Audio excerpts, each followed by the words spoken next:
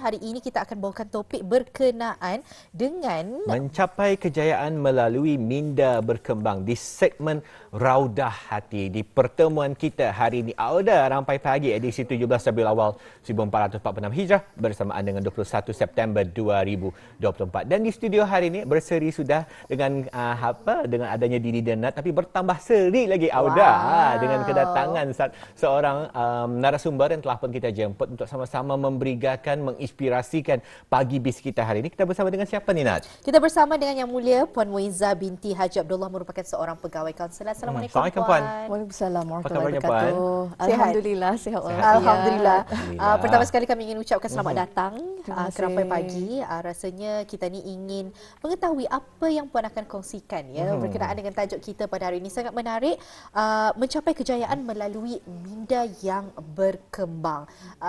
Tapi tajuk yang orang Indah semua mungkin faham, kami sendiri pun belum tahu pengisiannya, jadi terus saja kami serahkan pada Puan untuk mukadimah. Silakan. Okey, terima kasih Nat dan Din. Bismillahirrahmanirrahim. Assalamualaikum warahmatullahi wabarakatuh. Pertama sekali, syukur Alhamdulillah kehadrat Allah Subhanahu Wa Taala serta selawat dan salam ke atas baginda Nabi Muhammad Sallallahu Alaihi Wasallam kerana memberikan peluang untuk bertemu lagi di Rampai Pagi. Seperti yang dinyatakan tadi, tajuk kali ini ialah mencapai kejayaan melalui minda berkembang. Sebelum memberikan mukadimah mengenai tajuk saya, izinkan saya memberikan konteks terlebih dahulu. Kenapa saya pilih tajuk ini? Negara kita ni, Alhamdulillah, pada masa ini semakin banyak melakukan beberapa inisiatif berkaitan kesejahteraan mental. Jika dibandingkan dengan zaman dulu. Zaman saya bersekolah dulu, Indah berapa mendengar mengenai isu berkaitan kesihatan mental ini. Berbanding pada masa kini, anak-anak muda sekarang macam biasa lebih they understand what is mental health and how important it is. Ini bermakna kita ni hendaklah peka dan mengutamakan bukan sahaja kesihatan fizikal tetapi juga kesihatan pemikiran kita ni. Dari segi Islam juga, saya pernah mendengar ceramah-ceramah agama di radio yang menyatakan akal ini adalah suatu nikmat dan ianya perlu dipelihara. Salah satu cara kita ni memelihara akal adalah melalui meningkatkan ilmu, kefahaman dan kesedaran mengenai minda kita ni. Sebagai mukadimah saya akan menerangkan dua elemen utama di dalam tajuk saya pagi ini, iaitu mengenai kejayaan dan minda. Silakan. Okey. Pertama sekali, apa yang dimaksudkan dengan kejayaan? Ianya tertakluk kepada individu tersebut. Bagi sesetengah individu, kejayaan ini maknanya lulus dari segi akademik. Peperiksaan O-level, for example. 9A star. Beluri 9A star. Kalau dulu nada tu star. 7O sudah. Alhamdulillah, masa ni the pressure is getting higher. Ada juga setengahnya, makna kejayaan ini adalah mempunyai usin yang banyak, dapat mengumpul aset, dapat shopping di sana sini, membeli barang berjenama yang viral lagi trending. Tetapi ada juga setengahnya menginterpretasikannya sebagai memperolehi ketenangan dan kebahagiaan dengan menjalani kehidupan secara seadanya dan secukupnya. Asal saja cukup makan, minum, mampu membayar bil dan hutang, Indah perlu mempunyai banyak barang-barang berjenama lagi trending, hidup secara sederhana saja sudah memadai. Di sini makna kejayaan ini adalah subjektif dan ianya tertakluk kepada individu tersebut. Namun apa kaitan kejayaan dengan minda kita ni? Minda ni seperti diketahui mempunyai pengaruh yang sangat kuat kepada keadaan kehidupan kita ni. Apa yang kita ni fikirkan boleh mempengaruhi perasaan emosi kita ni, dan apa yang dirasakan boleh mempengaruhi tingkah laku yang akan membentuk keadaan kehidupan kita ni. Pengaruh minda anitah yang kadangkala Indah kita ni sedar kesannya di dalam kehidupan. Kebanyakan perkara yang kita ni anggap sebagai personality seseorang, yang hendaknya tu orang itu cuma tu, tetapi ia bermula, salah satu yang menyebabkannya adalah minda. Tentulah ada faktor lain, tapi salah satu faktornya adalah minda.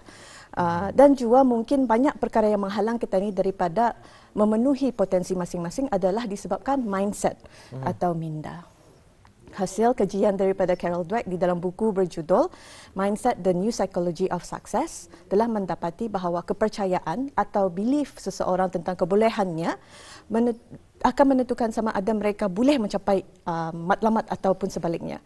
Menurut beliau, minda ni ada dua jenis, iaitu minda tetap dan minda berkembang. Itu saja. Jadi dari saya. minda tetap dan minda berkembang rasanya terma ini pernah kita dengarkan dari fixed mindset dan Yes. growth mindset Yes, kan. that's true. Jadi di sini Puan pun telah mengongsikan katanya di dalam salah satu kajian kepercayaan seseorang tentang kebolehannya akan mempengaruhi Betul. hasilnya juga.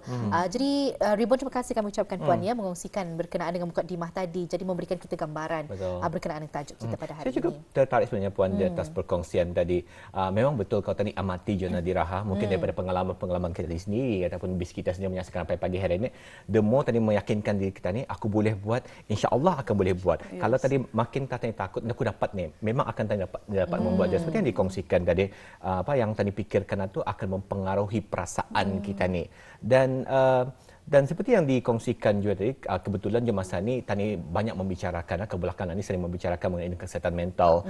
Terbuat lagi tadi masa ni ada majlis ilmu sedang berlangsung dan sebagainya memfokuskan ke arah kesejahteraan mental.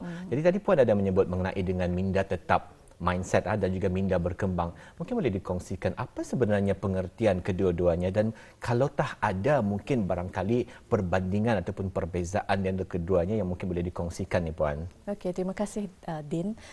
Jadinya berbalik semula dari buku Psychology of Success. Menurut Carol Dweck dalam buku beliau, seperti saya katakan tadi, minda ni ada dua jenis, minda tetap dan minda berkembang. Definisi minda tetap adalah mempunyai kepercayaan bahawa ciri-ciri atau kepribadian seseorang itu sudah terbentuk, seolah-olah ianya terpahat di batu yang akan membawa kepada cara pemikiran dan tindakan yang kekal dan tidak dapat diubah.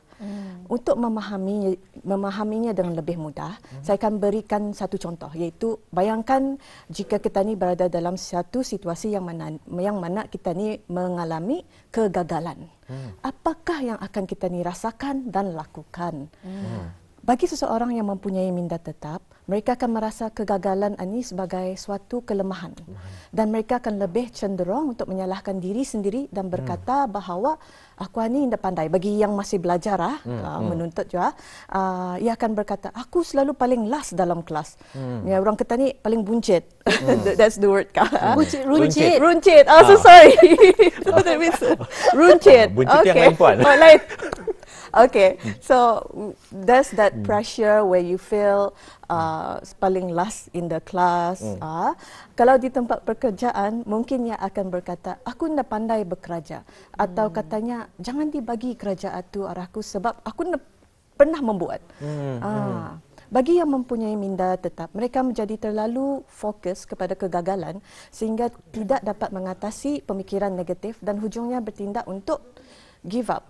Tidak membuat apa-apa. Tidak mahu berusaha untuk mengubah keadaannya. Manakala definisi minda berkembang adalah seseorang yang mempunyai kepercayaan bahawa kepribadian, ciri-ciri atau kemahiran ini boleh dilatih, yang boleh membantu untuk mengubah keadaan kehidupannya. Saya akan berikan contoh sama juga situasi kita ni mengalami kegagalan. Bagi seseorang yang mempunyai growth mindset, seseorang itu akan berfikir seperti saya perlu berusaha lebih gigih sebagai pelajar di dalam mata pelajaran atau di dalam pekerjaan. Atau berkata, saya belum dapat melakukannya pada masa ini, tetapi saya akan belajar dan berlatih untuk menjadi lebih baik dari sebelum ini. Macam kita ni belajar, for example take music. Kalau kita ni megang instrumen piano atau violin, Indo juga terus pandai kan? Walaupun profesional walaupun profesional masa pertama kali mereka mencuba mana je terus-terus handal. It will take time to build those skills. Tapi bagi minda tetap, they will feel they're not good at it, so they give up. Individu yang mempunyai minda berkembang tidak akan melabelkan diri mereka sebagai seorang yang lemah dan berputus asa, walaupun sebenarnya mereka juga merasakan tertekan.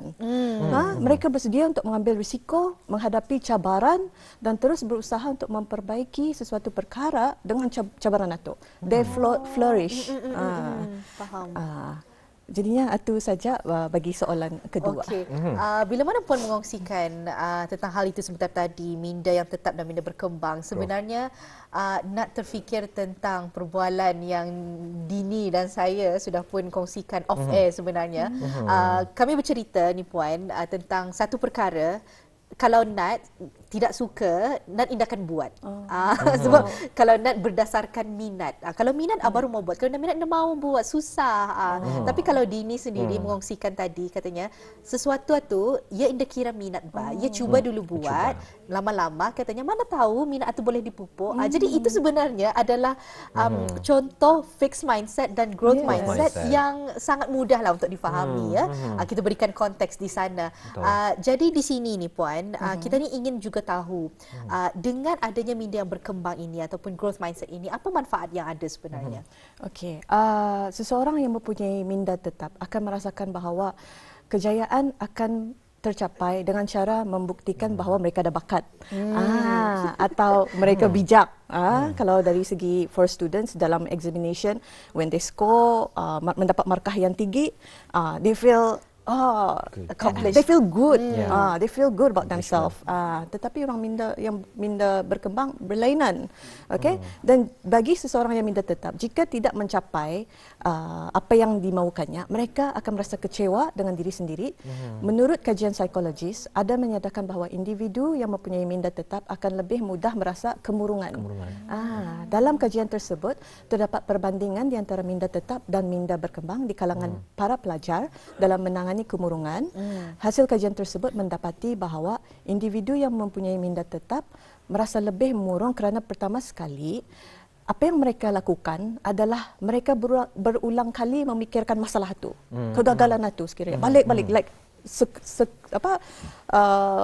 dalam putaran. Dalam putaran, you keep going back to that issue. Macam beruri ni Puan, macam selalu dipikirkannya. Boleh. Jadi urinya.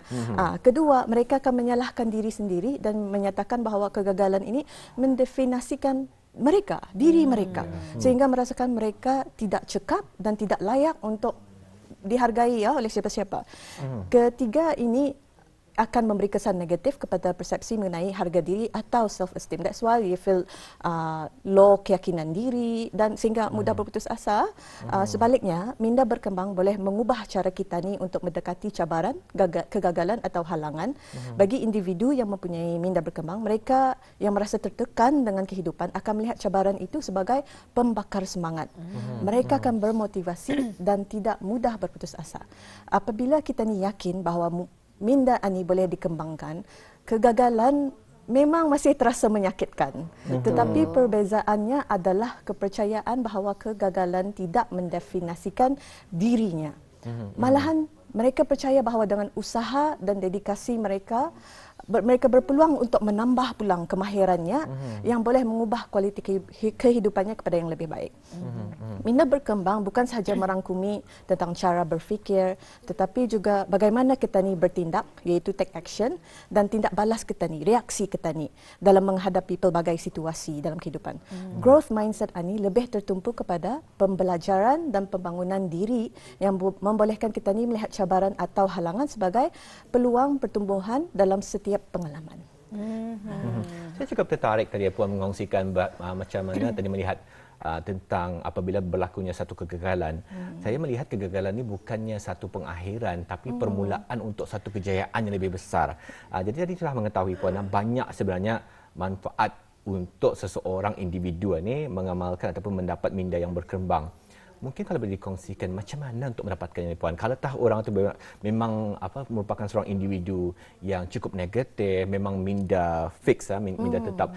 Kalau kan mengubah pandangan ataupun mengubah cara hidup daripada minda yang fix to minda berkembang, apa yang tips yang boleh dikongsikan ni Puan? Okey, terima kasih untuk soalan itu Din. Memang benar untuk kita ni mengubah keadaan kita ni senang saya bercakap tapi untuk melakukannya berapa kali you will fall down. Tapi the difference is when you decide to get up and try again, mula lagi sekali. Sebelum saya mengongsikan tips, saya ingin menekankan bahawa untuk mudah, jadi saya katakan tadi, mengubah minda ni bukannya senang, tetapi ianya bukan mustahil. Ia adalah satu perjalanan. It's a journey yang memerlukan usaha, peningkatan kesedaran, pengamalan secara konsisten dan muhasabah diri. Ada beberapa cara untuk membina dan melatih minda berkembang dan saya akan kongsikan 3 cara. Silakan. Iaitu pertama sekali, kenali perangkap minda tetap, fixed mind traps. Sebagai contoh, kadang kita ni semasa berada di dalam situasi yang menunjukkan kelemahan diri, kita ni akan berfikir, nah, endang cuma ni tah aku ni, endang nasibku ni selalu cuma ni. Menyalahkan kan keadaan itu atau menghadapi halangan pada suatu perkara dan berkata, endang selalu payah ni berangan ni. Macam emosinya pun kuat. Dengan peningkatan kesedaran terhadap perangkap minda tetap, bis kita ada pilihan sebenarnya untuk mengamalkan pemikiran yang lebih adaptif secara dalam sedar atau secara conscious dan melihat situasi ini sebagai peluang pertumbuhan. Kedua, jangan takut akan kegagalan. Individu dengan minda berkembang tidak melihat kegagalan seperti Din nyatakan tadi. Ia bukanlah sebagai pengakhiran jalan cerita kehidupannya. Ubah perspektif dan bertindak balas dengan menghadapi cabaran dengan pandangan bahawa kegagalan bukanlah penghalang jalan dalam kehidupan bis kita. Kita ni perlu mengubah kata-kata seperti aku ni boleh buat ni. Atau yang paling simple tadi dengar entah. Ternaik li bahawa entah kepada aku belum dapat membuatnya masa ini, tapi aku akan cuba belajar macam mana melakukannya. Ingat, perkembangan diri memerlukan kita ni untuk stretch kemahiran kita ni yang ada. Expand dengan cara melangkah keluar dari zon selesa dan berani melakukan perkara yang kita ni rasakan adalah mustahil. Dan ketiga, terakhir sekali, menanam sifat kegigihan. Kegigihan adalah nadi kepada minda berkembang. Ia adalah kesanggupan untuk meneruskan walaupun kita ni menghadapi keadaan yang sukar. Okey. Semasa menghadapi cabaran bukannya alasan untuk berputus asa, berundur dan bertapuk. Individu yang mempunyai kegigihan dalam minda berkembang mengetahui bahawa pencapaian yang tinggi memerlukan dedikasi, komitmen dan usaha. Bukannya macam magic, poof, terus berjaya. Setuju. Mencapai kejayaan adalah sebuah destinasi yang mana minda berkembang akan menghargai proses naik turunnya seperti kita ni mendaki Bukit Shah Bandar dan bukan saja kepada hasilnya.